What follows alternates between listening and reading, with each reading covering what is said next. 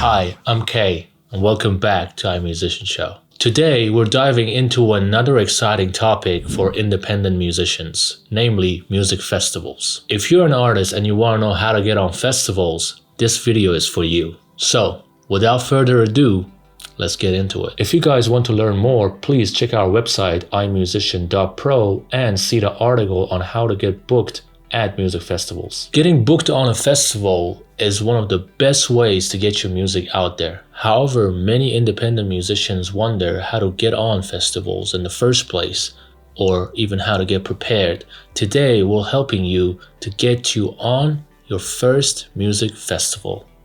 So let's go. First point is your music. Make sure that your music is available on major streaming platforms and digital stores, such as Spotify, Apple Music, SoundCloud, and Deezer. The second point to keep in mind is to start small and local. Everyone starts somewhere, and it's often easier to start small and move on to bigger stages. Even artists who've become massive like Drake, U2, Taylor Swift, and Charlotte DeWitt, they started their career small. The third point is to create a strong electronic press kit. A strong EPK helps you to get booked on festivals and gigs. One of the many benefits of subscribing to iMusician plans is artist pages, which includes a strong and static EPK. A good EPK includes a bio, information about your accomplishments, high-res imagery,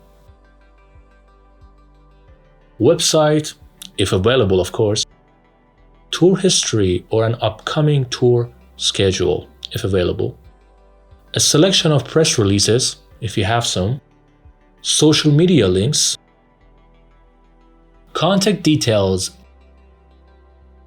and most importantly, your music.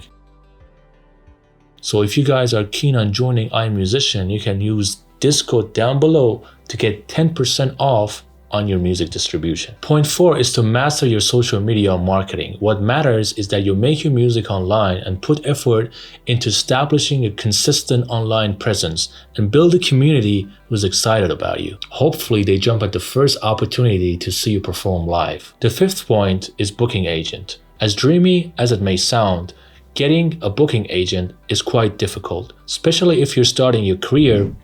It can be quite expensive too. Therefore, we would suggest to get a booking agent when your career is somewhat established. Lastly, try not to get discouraged if you get a rejection from a festival.